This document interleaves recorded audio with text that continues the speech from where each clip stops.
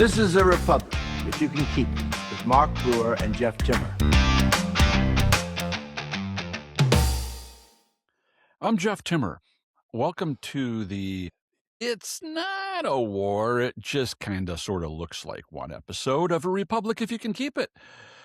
Michigan Republicans have turned their backs on the craziest of the mega crazies. I know that's hard to distinguish between them, but they have hopes of at least one upset in November with the nominees for Secretary of State or Attorney General. We can talk more about that later.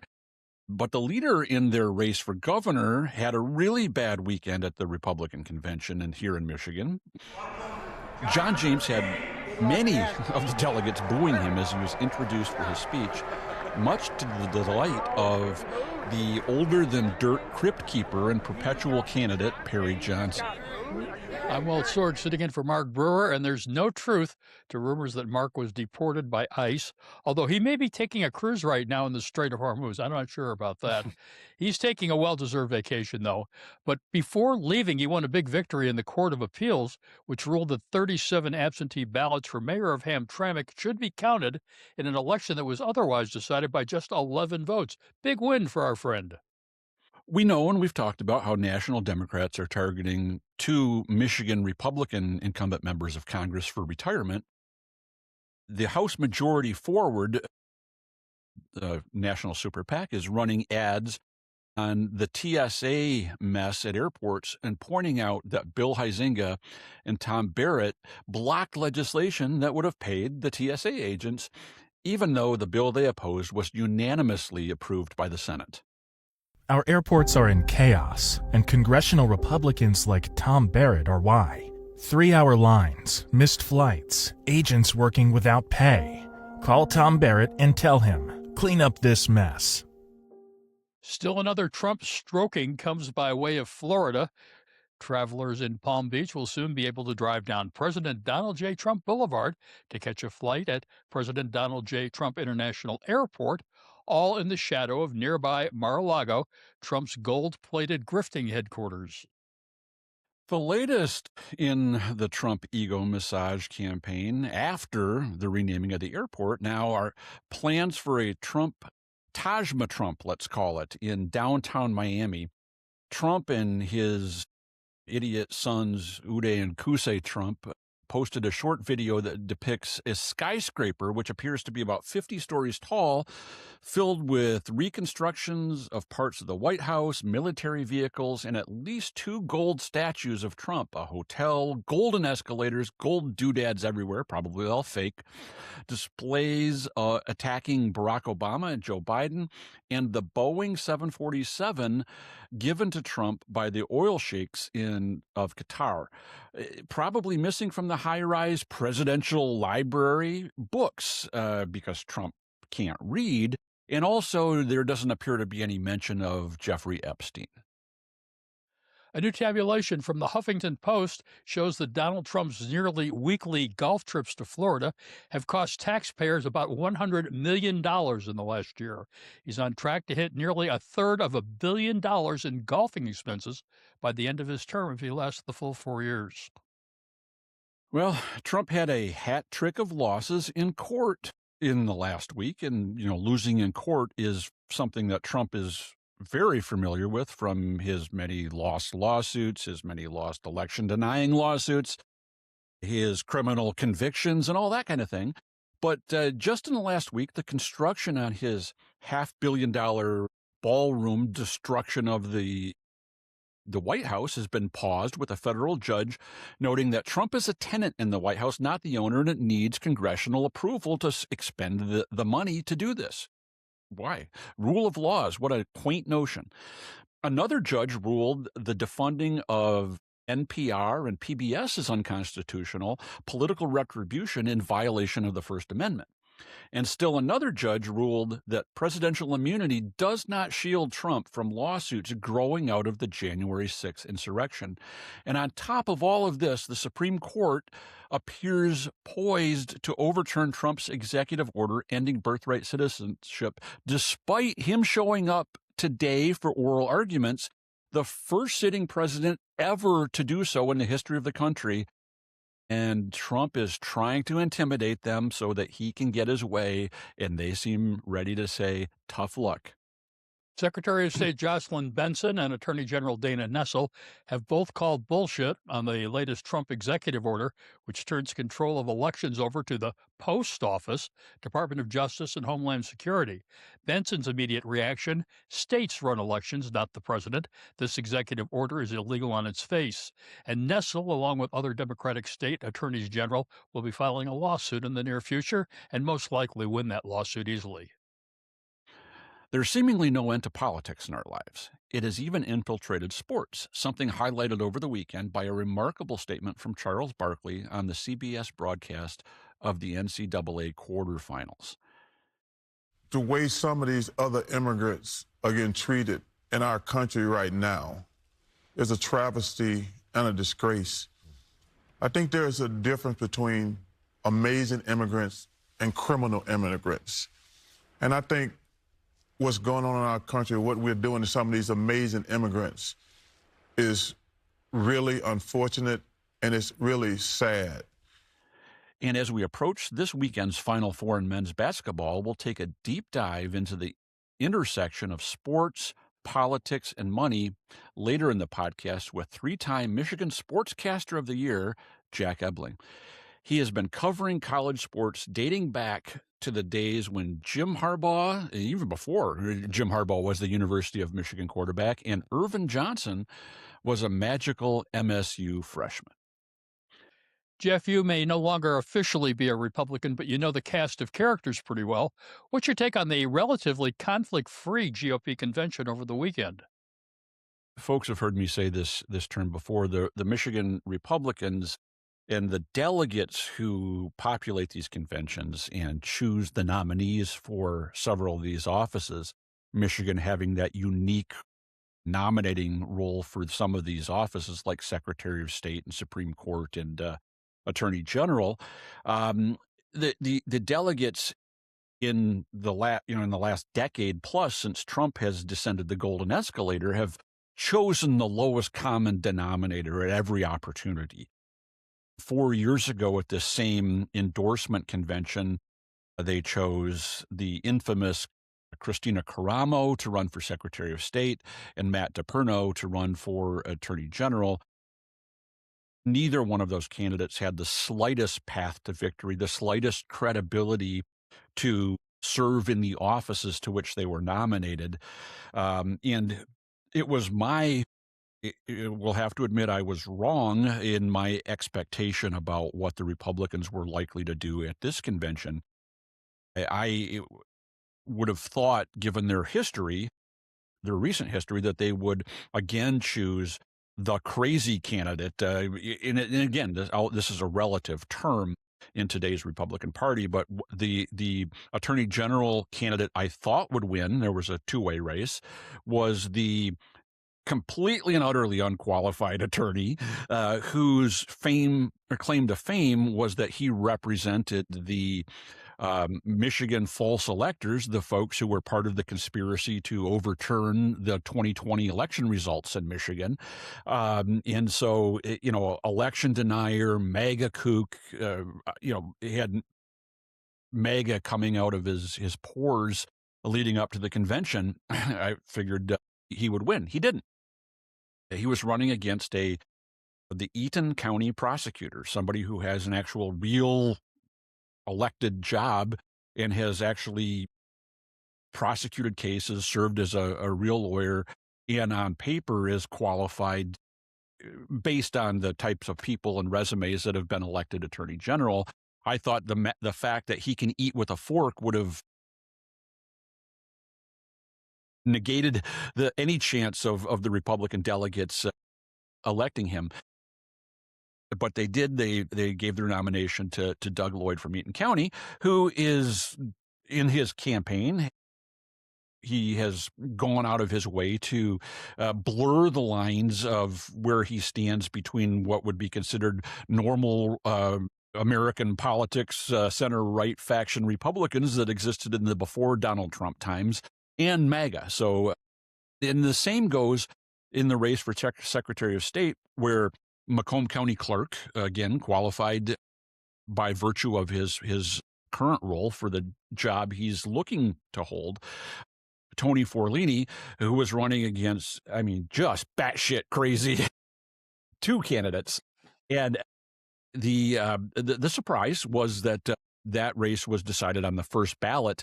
He achieved a majority, 55% on the first ballot over the two absolutely, I mean, galactically stupid and crazy, unqualified candidates there. But again, Forlini has shown that he is willing to lie, cheat to win the election, to win the nomination. And I think that's an indication of his character and how he would serve as Secretary of State when he has tried to demagogue this completely apples to oranges jury selection pool from the voting rolls.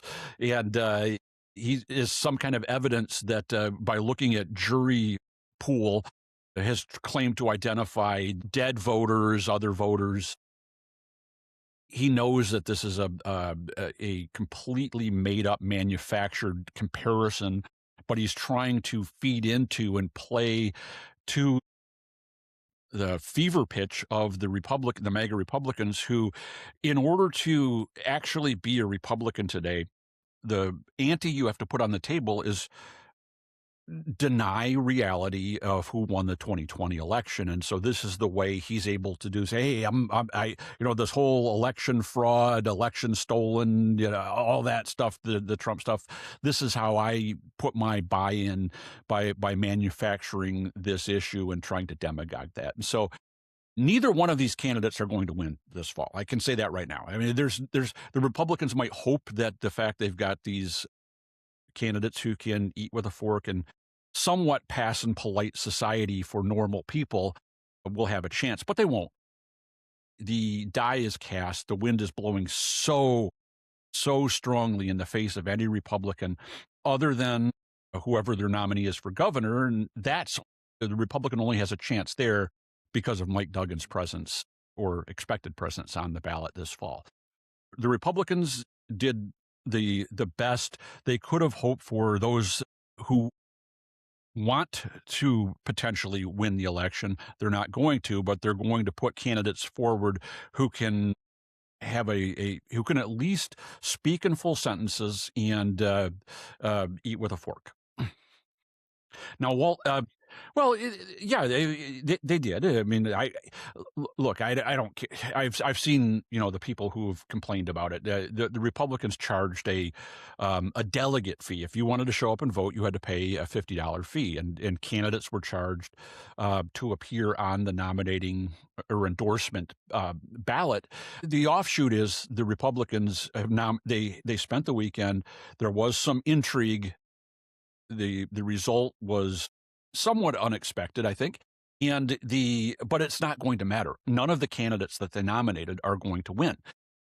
Not the Secretary of State candidate, not the Attorney General candidate, not the Supreme Court candidates, and none of the Educational Board candidates are going to win because those positions are all determined by the strength of the top of the ticket. And even if a Republican wins the race for governor this fall, it's going to be with the plurality nowhere near a majority of votes.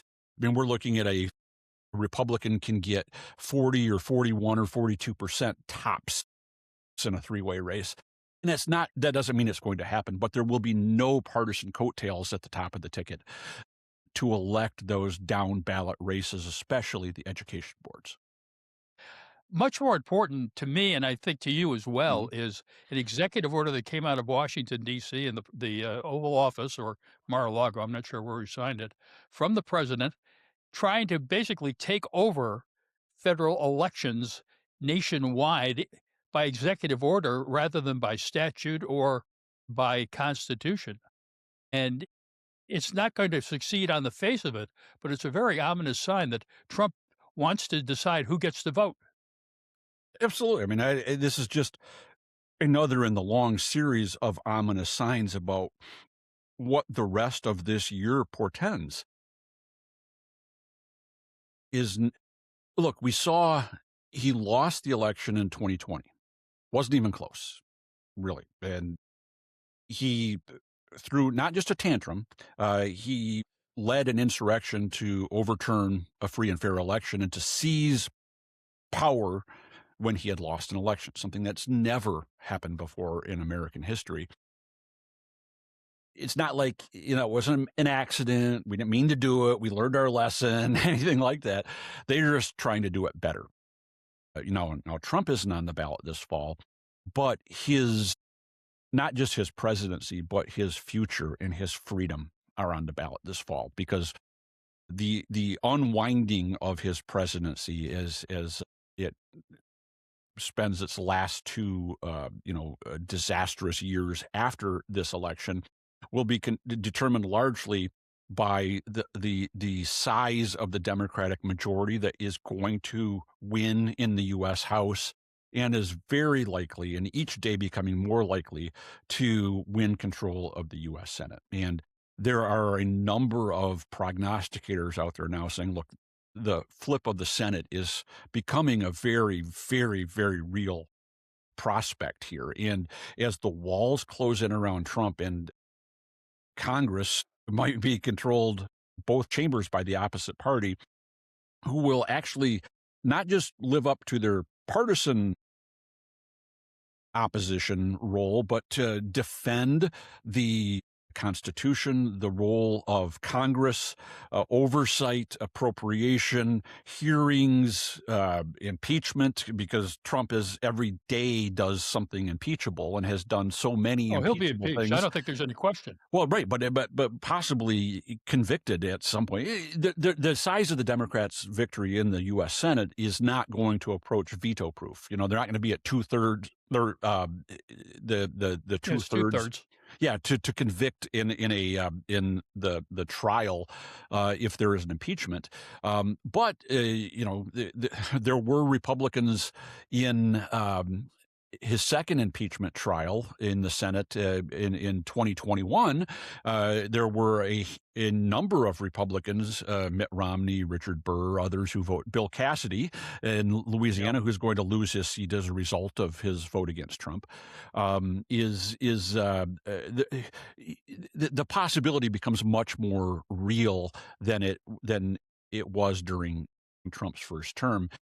The corruption and criminality of the Trump administration is going to be laid bare, and it's not going to be pretty. There's going to be a lot of people who are going to be held accountable, need to be held accountable, so that this never, ever happens again in the United States of America, because this is going to be one of the most precarious years, if not the most precarious year in U.S. history. And I say that not lightly, but even in comparison to the Civil War or World War II or anything else, when it comes to the domestic turmoil that we're likely to see.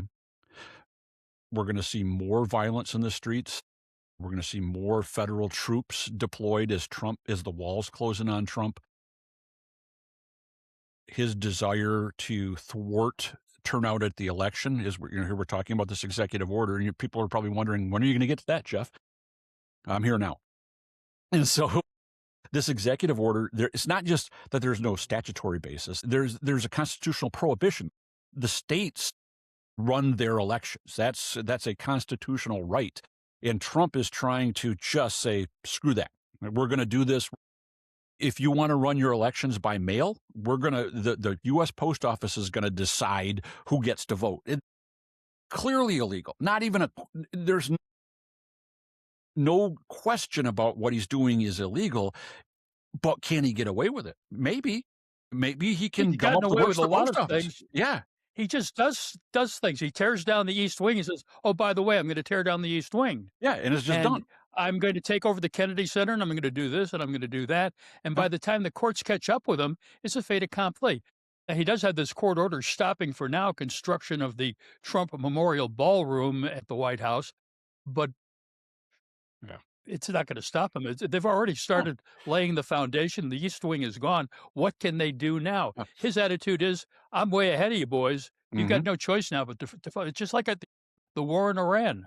Yeah. And when I say He has started a war, and now he's saying, "I broke it. Hey, Europe, you fix it." yeah, he has no ability to even contemplate cause and effect, the next step. All the people who said for years that Trump plays 3D chess, Trump can't think beyond the present moment. And if I do X, I could occur.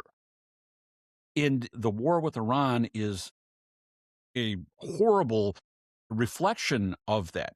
Everybody with any sense had told him, the generals, national security experts, you don't do this.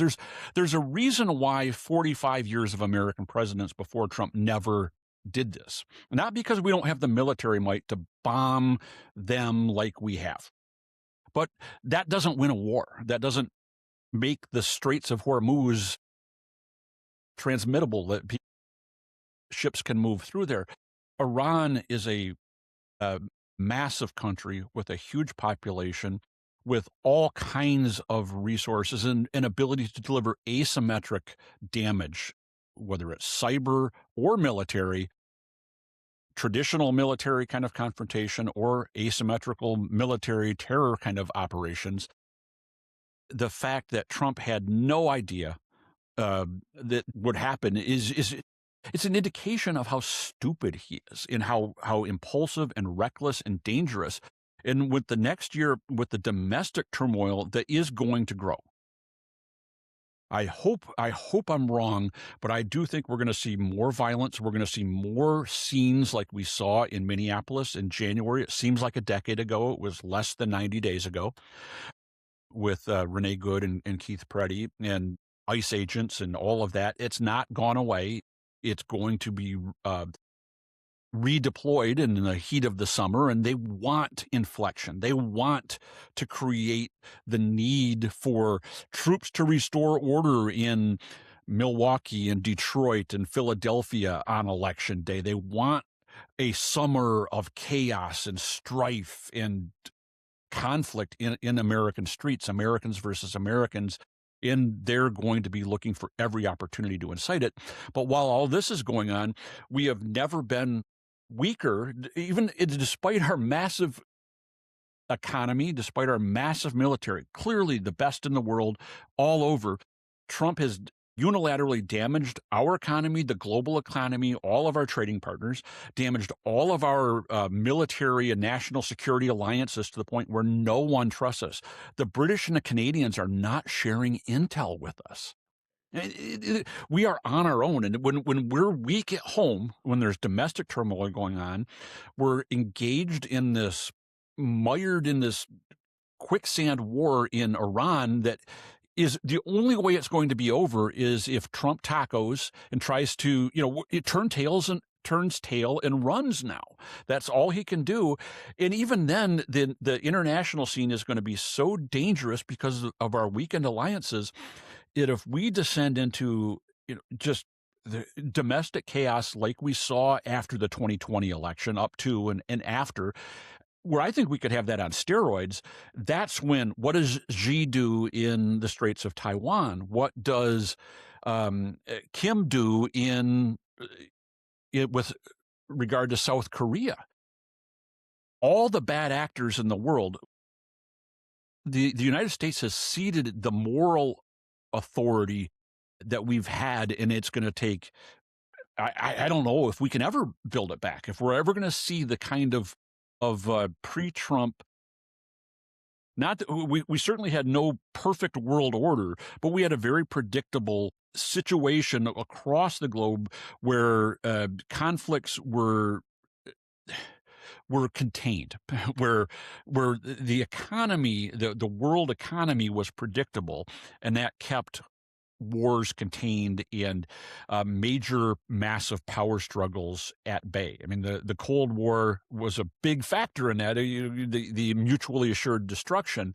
But now in the now what, we're 30 years plus after the fall of the Soviet Union, the Iron Curtain, there's been this unilateral U.S. superpower period. And that is, our military might isn't going to go away, But what made it effective was the breadth of our alliances, the buy-in that we had from the greater world community when we did things. And it doesn't mean that even if the Democrats win in November, that the danger is gone, because Trump will still be president. And we're going to be in a very, very dangerous spot in this country and across the world for a long time. I think the perfect metaphor for the whole Trump administration really is the nursery rhyme Humpty Dumpty. Humpty Dumpty took a great fall, and bam, everything falls apart. But all the king's horses and all the king's men cannot put Humpty back together again. You can destroy things in an instant, but rebuilding the things that it took literally decades to build will take more decades. Whether it's, the court order on PBS and National Public Radio, they're destroyed. The Voice of America is destroyed, Yeah. despite court orders saying, no, you've got to undestroy them. It'll be decades. Yeah, the East Wing is destroyed. Yeah, the East Wing is destroyed. I remember back up, I think we talked about it earlier, when back in my flying days, when Ronald Reagan fired all the air traffic controllers because they went on strike. I was a pilot, and I experienced, along with a lot of other pilots, the chaos that ensued, not just in the short term, but it continued literally for decades. I think we're still paying the price for Ronald Reagan firing those air traffic controllers, because he put a permanent dent into an air traffic control system. Yeah. It's all very frightening. My biggest concern is that he will find the proper timing to declare martial law in this country. Well- And by the time the courts can react and Congress can react, it could be too late. He will have done the damage. He has filled the executive branch with sycophants who will do whatever he tells them to do. It may be up to the generals to tell him no, sir, we cannot do this. Well, it will. I mean, if we get to that point, Congress and the courts don't matter. If we get to that point, they just don't. And there's it's not just the generals; it's us. The American people are, and we've done this. We've shown up and said no. We've shown up at the polls. We need to show up in the streets. I'm not talking about taking up arms, but we need to be standing there in the streets peacefully saying, "You are not taking our country. No way, no how." And that's if Trump wants to. Everything he does to try to tighten the clamps on his power and suppress ours as American citizens has caused just the opposite effect. He has lost more power, lost more credibility, lost popularity. More people are showing up in the streets on symbolic protests like No Kings this last weekend. And we will take to the streets the same way that we've had to watch in other countries. In 2014 in Ukraine, or in the first election in Iraq after we removed Saddam Hussein from power, the blue finger election where Al-Qaeda was threatening everybody who showed up with death, and they had massive turnout. 99% of eligible adults turned up to vote. They said, "Screw you, no way. We've got freedom. We're going to take. We are Americans. We will not tolerate this. We are not going to be subdued by this guy who's never ever represented a majority, never achieved a majority of support, and certainly doesn't have anywhere near that now. His popularity right now is down around venereal disease. What's more popular, Trump's job approval or gonorrhea? It's a close call right now, and it's getting worse. This isn't going to be easy. It's not going to be a normal election. I think we need to be prepared. What I talked about, these Democrats will win. They will win the elections. Now, whether or not they're seated, Mike Johnson, whether he seats the winners of the races, whether it's Sean McCann or whoever beats Tom Barrett in Michigan 7 over Tom Barrett, they'll claim lost because of fraud, or Elijah Crane in Arizona when he loses and shows up to reclaim his seat. We're going to have rump delegations. We're going to have the current Speaker of the House trying to say, Tom Barrett, you lost, but it was stolen from you, so we're going to seat you. We're going to have a clash. I think we can almost anticipate and expect that. We can start to write it. This isn't just in pencil. Put this one in pen. That's what we're going to see next January, is attempts like this. How widespread it is, we'll see. That's going to be determined by the size of the victory, which at this point, if the election were held today, the Democrats would win 30-plus seats in the U.S. House.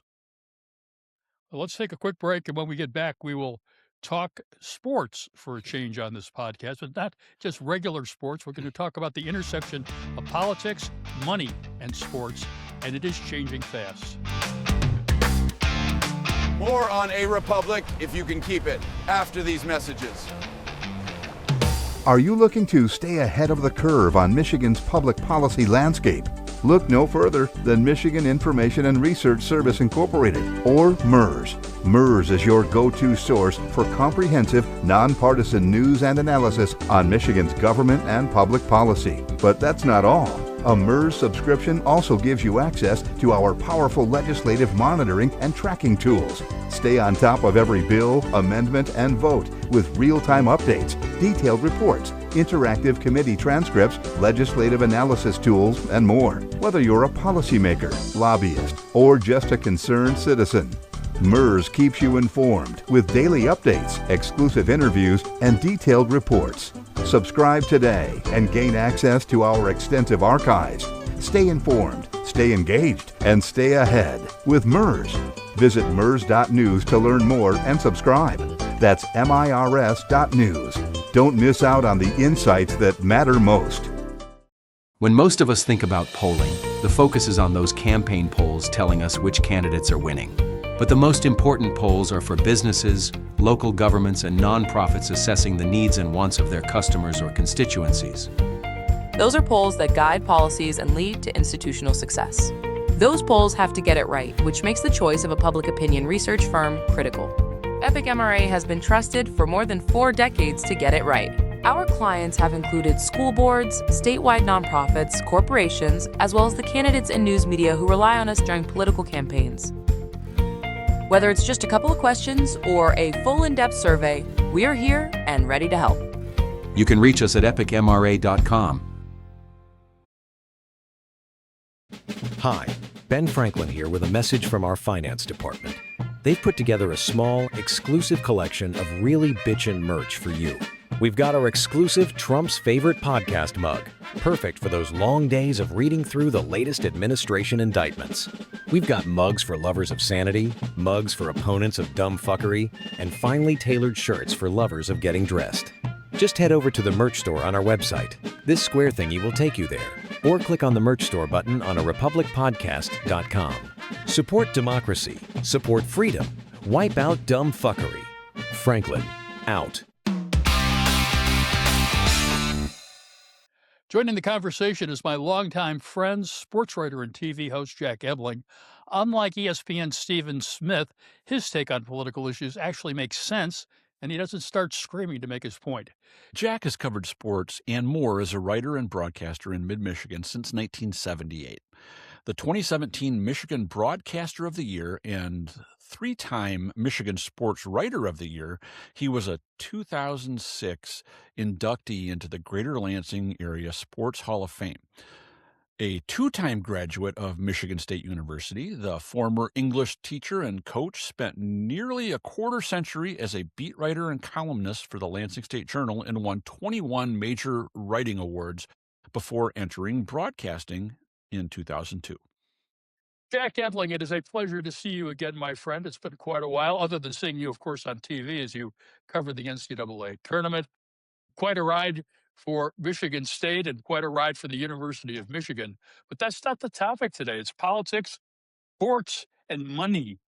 Why don't we begin with Charles Barkley? A truly amazing statement on CBS television right in the middle of the coverage. It's very unusual, really, to see somebody other than Steve Kerr from the Golden State Warriors political when it comes to major broadcasts like that.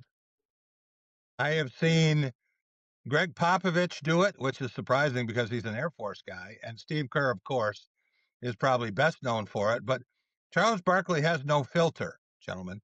And he will say whatever he believes when he wants to say it. And has some pretty strong feelings and took a lot of guts to do that, especially with his employer.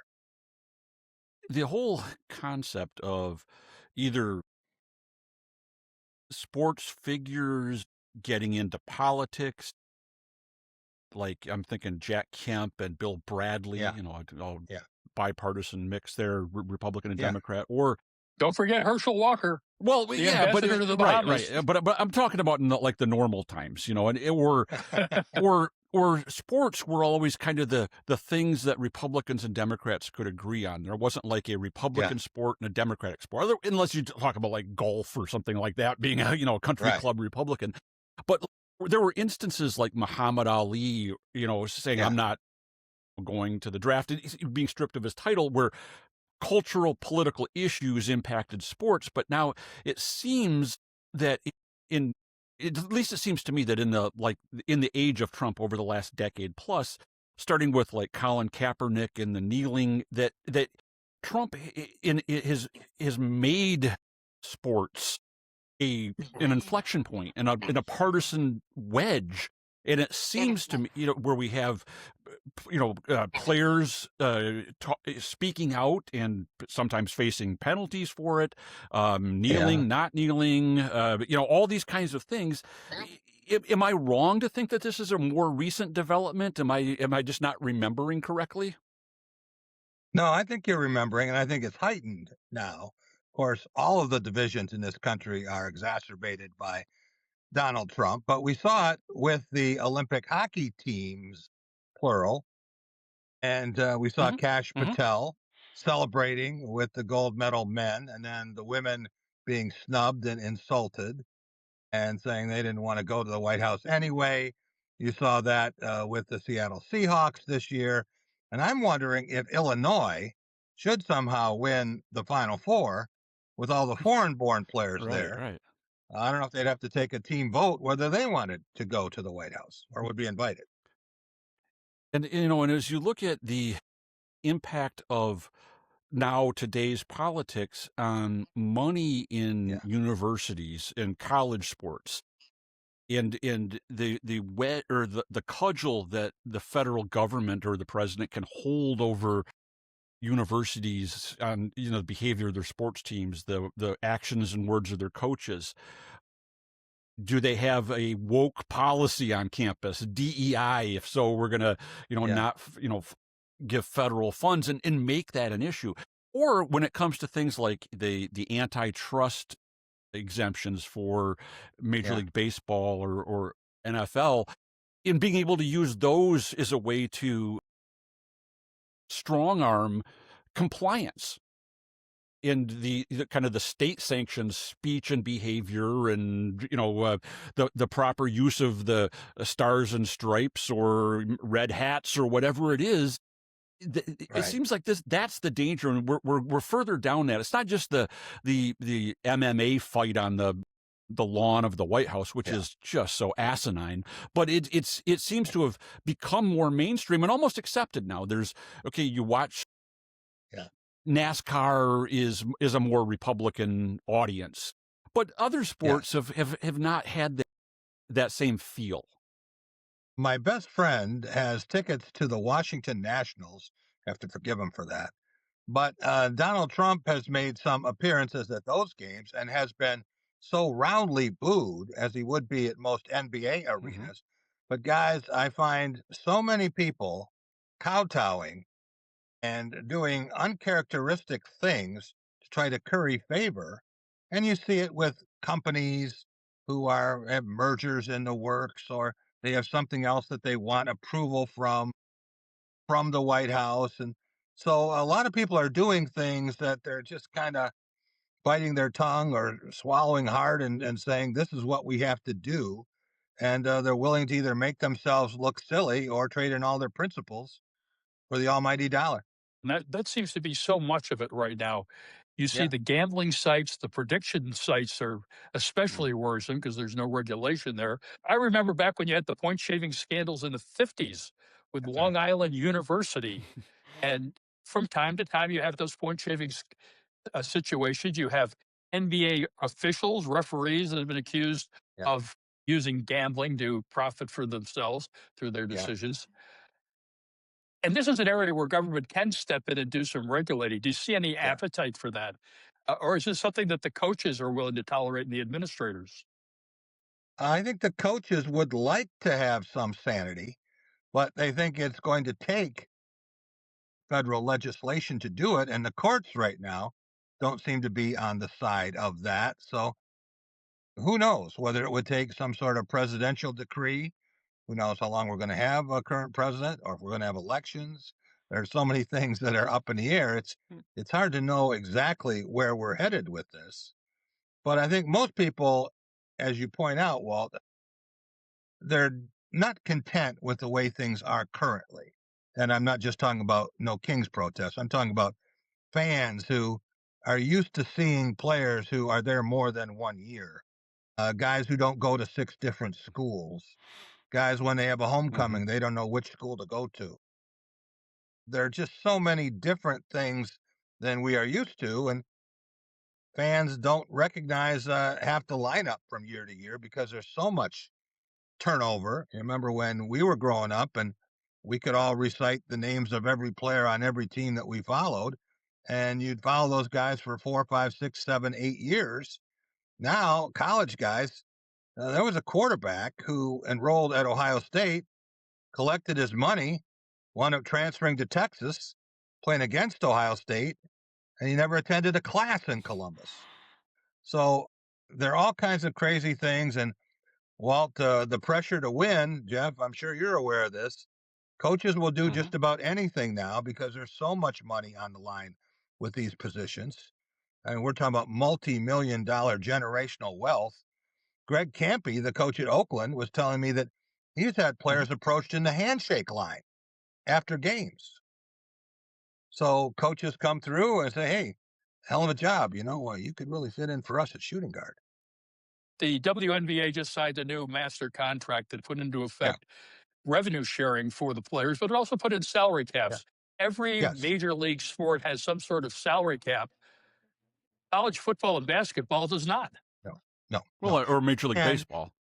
It's going to, yes, Major League Baseball has collective bargaining, but it does not have a salary cap. Right. For it to change significantly in college sports, I do think it's going to take collective bargaining for the universities to recognize athletes as employees, which they have been reluctant to do. And it's going to take a share of the revenue, but there's so much money rolling in now with the advertising deals, and who knows if there'll be a course correction at some point with that. But there's enough money to go around to make everyone happy. I think eventually they're going to have to decide whether they want to have some semblance of what they've had before.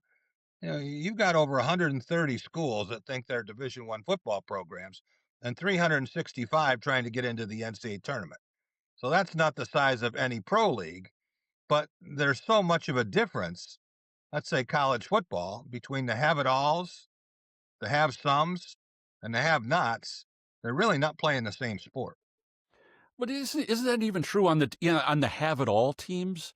If you're talking a college football team, what's the roster of players under scholarship? Or what, 60 or 70 players sitting there? And 105. And there are some who are there's some who are making a lot of money and some who aren't making any. Yeah. I mean, it's how that is spread around. Does that how does that change the dynamic on the team with the coaches, the atmosphere and culture of a team? Are you hearing or seeing any impact of that? Oh, yeah. Well, I certainly am. And Tom Izzo will tell you that he can get more money to spend on players, but if he gives a player $4 million, then what happens to the rest of his roster? And what does that do for team camaraderie and chemistry and all the things that tend to be emblematic of successful programs? So be careful what you wish for there. We already have college football programs with more than $50 million player budgets. And Kentucky this year had a $22 million basketball budget for a much smaller roster. And Wildcats didn't win a lot of games. They got routed by Michigan State in New York City. I think back to my time at Michigan State in the George Perlis years in the mid 80s. There was Lorenzo White and Andre Rison. There was always stars, and they had more perks and more. There were better cars that they drove, and they had and there were players on the team that were they started as a walk-on, earned a scholarship, and they worked damn hard to keep it. there was always Right, that right. disparity. What was, I guess, always there and evident is now naked to everybody. Okay, you're getting all this money, I'm not getting a dime. It just seems like that has to be a detriment to what a coach like Tom Izzo has built over his career. Yeah. And I just wonder how that, multiplied by all these different schools, how that is going to manifest itself and how it's also going to affect fan base.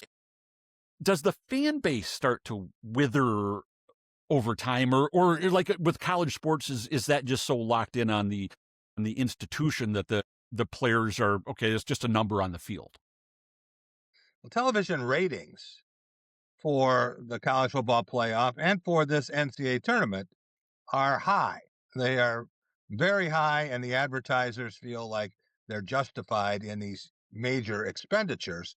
But for a lot of fans I know, they'll watch the games on television, but are they willing to pay the ticket prices, the seat licenses, everything that goes with it when they feel that they care more than the athletes?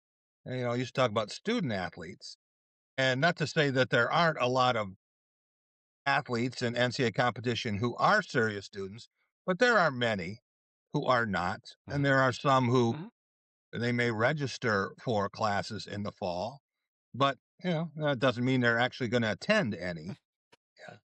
Jack, it's been a pleasure. This conversation has gone by much too quickly to me. Thank you for joining us on A Republic, if you can keep it, and breaking up our gloom and doom political discussion to talk about gloom and doom sports discussion. We're done for this week, and despite my Spartan roots, I'm cheering for the University of Michigan in the Final Four, as well as in the Frozen Four for the National Hockey Championship. I've been told that I have a face for radio, and you can verify that on the weekly YouTube presentation of this podcast. Subscriptions are free. Just click on the subscribe button. There's a link on our website, arepublicpodcast.com. If the Republic is still standing, Walt and I will return next week as Mark continues his world wandering. Thank you for your attention to this matter. A Republic, if you can keep it, is a copyrighted presentation of Michigan citizens for a better tomorrow.